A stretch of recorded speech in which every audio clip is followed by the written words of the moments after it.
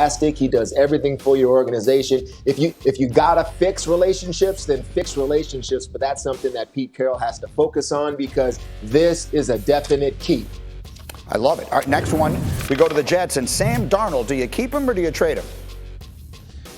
Well, I'm going to go trade here with Sam because he still has some potential at the quarterback position. But if you got your quarterback tagged to get with that high draft pick, then it's like you have so many things you can build. And you can build with draft picks if you get rid of him. You can also maybe get another player out of it. It is a quarterback. Teams are desperate. They want to develop him. I would say trade Sam Darnold, see what you can get. Okay, and then the last one is Jimmy Garoppolo in San Francisco. Now that they've moved up, do we trade him or do we keep him? Man, I would say trade also for Jimmy Garoppolo. Of course, the number 3 overall pick. You don't do that for linebackers or linemen or anything like that. You do that for a quarterback. I don't know how that quarterback room would do. Jimmy would say to himself, listen, I brought this team to a Super Bowl. I'm the man. How's it going to go in that room with him? So if you need more pieces and the price is right, that's going to be the thing. The price has to be right. I would say you move Garoppolo. All right, that's a really interesting one. Let me bring Diana in on that one as well here. Diana Rossini's gotten up with us early, tape, because all signs when it comes to Jimmy G all tend to point back to Foxborough. We believe Bill has always liked him. And so if I'm doing the math, 49ers trading up to 3 equals Jimmy Garoppolo going back to the Patriots. Am I doing the math right? Yeah, it's good math, and it makes a lot of sense. Not that Bill Belichick and the New England Patriots ever reveal what they're doing, so sometimes it makes you scratch your head a little bit like, this makes too much sense.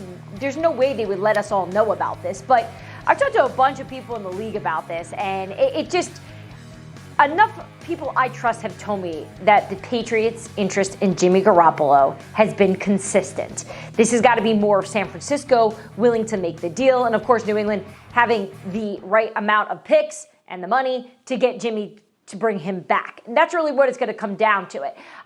From what I can gather in terms of talking to other people around the league as well, in terms of what they think the Patriots are going to do, most believe they're going to go quarterback come this draft. Yeah, and that becomes interesting because their pick is 15, and it feels less and less like one of the big quarterbacks will be available. So again, Teddy, as Diana mentions, no one really knows what Bill is going to do, but you know him as well as anybody. So what is your sense? Do you believe he goes out and brings back Jimmy Garoppolo? Well, now that San Francisco is even talking about the price has to be right, I would say absolutely not, because that price is going to be high. It's going to be a high draft pick. They may want players, any of that. And for me, that goes against everything that Bill Belichick is, to pay a high price for a player that has poor durability. And I could just hear him thinking right now, why would I give all of that for a player that I don't even know is going to play 16 games? You know, and that's just business and how you talk behind the scenes. I know he has faith in Garoppolo and loved Jimmy when he was here, but I can't mortgage my team or sacrifice my philosophy of building a team for overpaying for a quarterback who I don't know is going to be available for me an entire football season. Yes, again, a reminder that it is now 17 games, so it's even worse than you say. Garoppolo has missed 45% of the games since he got to San Francisco. That's a fact. He's missed 45% of the games with injury, Diana.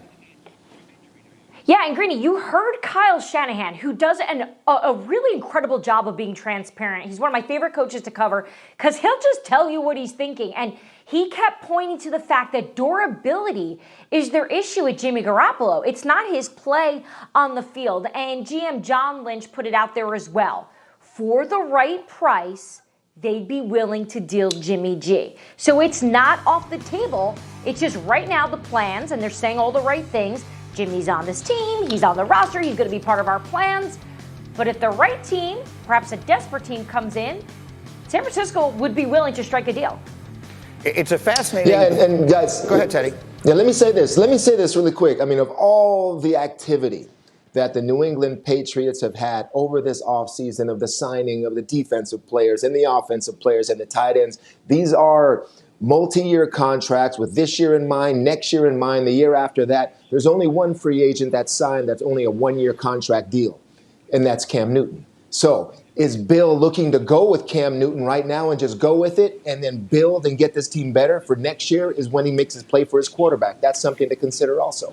Yeah, it's going to be really fascinating to watch what they wind up doing. There's Cam, of course, who had an up-and-down season last year, but now would have an opportunity to be there for a full preseason and training camp, and maybe it goes markedly better, and we'll see what Belichick decides that he wants to do. In the meantime, I wanted to get Teddy's perspective on something. Today, by our friends at Whole Foods Market, and on Planet Earth yesterday, Bruce Arians, the head coach of the Super Bowl champion Buccaneers, posted the picture of that tattoo and wrote, "I'm a man of my word. Whoa. When we win the Super Bowl, I will get a tattoo. I got mine, and I love it." And so I will simply ask, it's great for Bruce, I will ask Teddy, you won a bunch of Super Bowls with Bill. Do you know, did Bill ever get a tattoo after you guys won a championship? No, that's not a sort of Belichick thing to do. And that right there, that's more skin than I've ever seen of Bill Belichick's skin. So, no, that's not something that I would really think that's something Bill would do. Absolutely not. To clarify on that, if I may, because I'm a journalist and I have to follow up on something like that, Mike Tannenbaum has mentioned on this program many times that he and Bill Belichick have saunaed together. We've turned that into a verb on this show. Have you ever saunaed with Bill? Oh my God. No sauna, not even steam. I stay far away. Coaches have their own locker room, and it's a good thing because there's some people you just don't want to see with their shirts off. Fair enough. Diana, quick thought. Bruce Arians gets the tattoo. What do you think?